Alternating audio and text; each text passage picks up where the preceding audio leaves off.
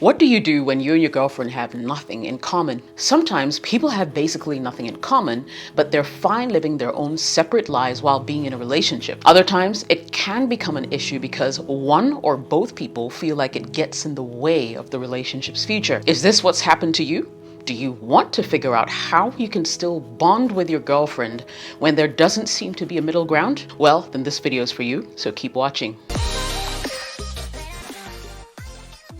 Welcome back to my YouTube channel. My name is Jessica. So, you and your partner want to spend time together, but you don't seem to share many common interests, such as your taste in music, your favorite restaurants, which sports team to cheer for, or your ideas about the perfect date night. It can leave you feeling bummed out about the fact that you and your partner don't seem to agree on how to even spend time together, and you might even question if you're truly compatible and if you should even go ahead with this relationship. You may start to worry if conversations with your partner lead to arguments about who gets to choose the movie this time, or maybe you feel frustrated because you agree to do what the other one wants most of the time. Don't lose hope. Let's delve into what having nothing in common actually looks like.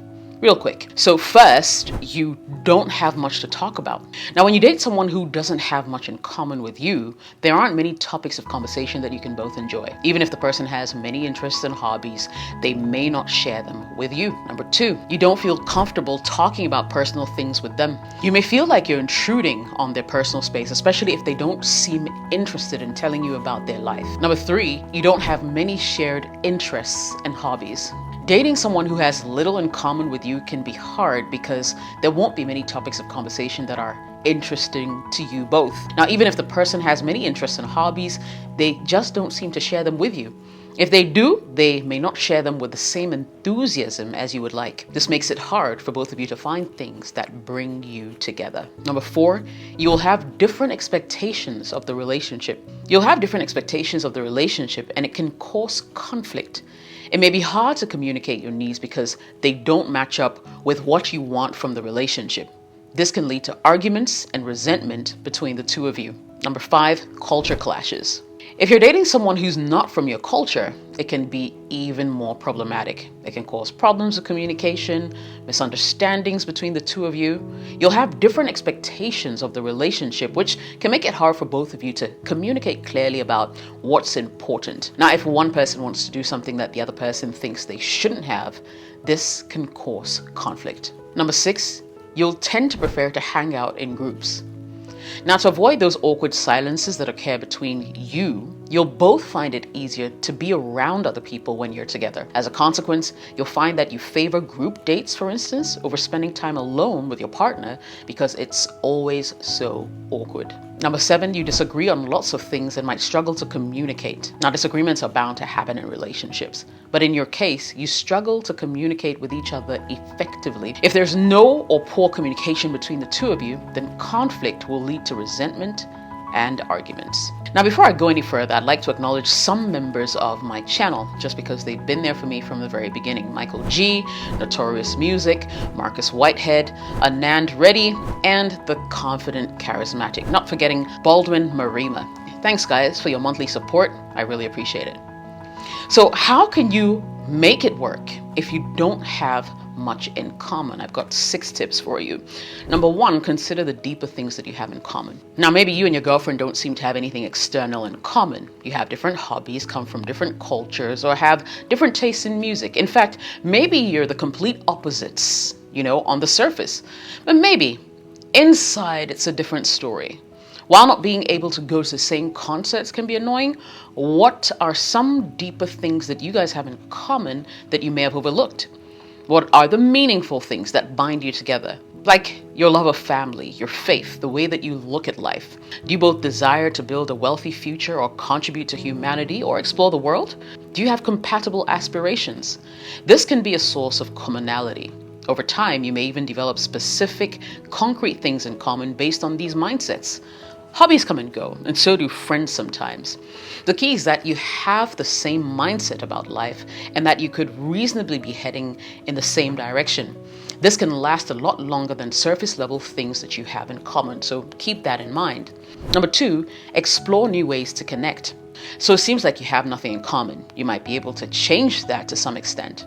Have you tried testing new activities that neither of you may have considered before? Something that both of you can get into?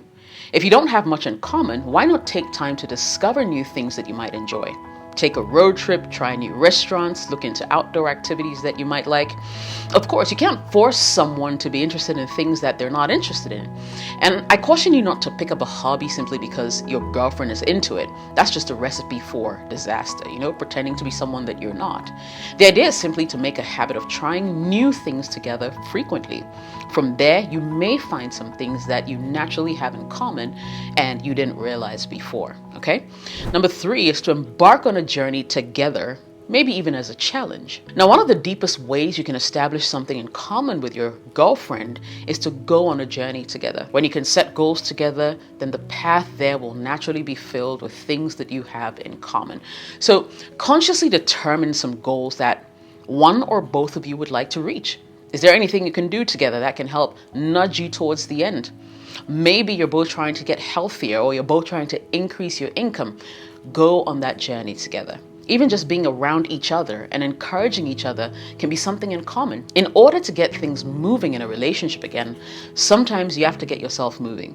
Think about what you'd like next in life and invite your girlfriend on that quest. Take on the world hand in hand. Number 4, be open to compromise. Sure, you don't have to agree with each other on everything, but you can still be a great couple if you're willing to compromise. This is especially important if you found that there are certain things that are really important to one of you, but not the other. For example, maybe one of you wants to spend more time with family while the other couldn't care less, right?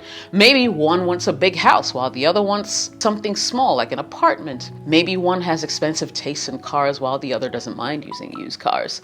Now, you might think it's impossible for things to work out, but it's not if both people are willing to compromise. The two of you can make the most of your differences while still enjoying things that you have in common. So don't tear out your hair just yet. All is not lost.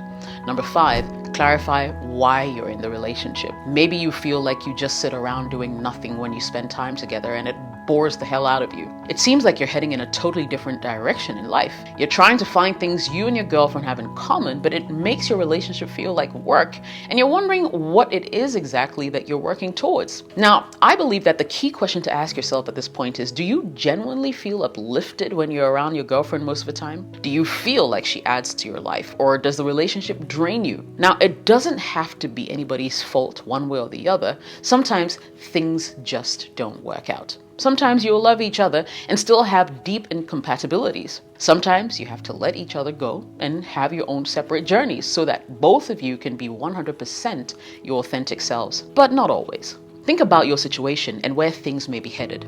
Your relationship may simply be going through a rough patch. You might be able to find common ground in places that you didn't expect. So think about why you got into this relationship in the first place. There might be light at the end of that tunnel. And finally, number 6, take it slow. Don't rush to buy your wedding dress or start planning your wedding day.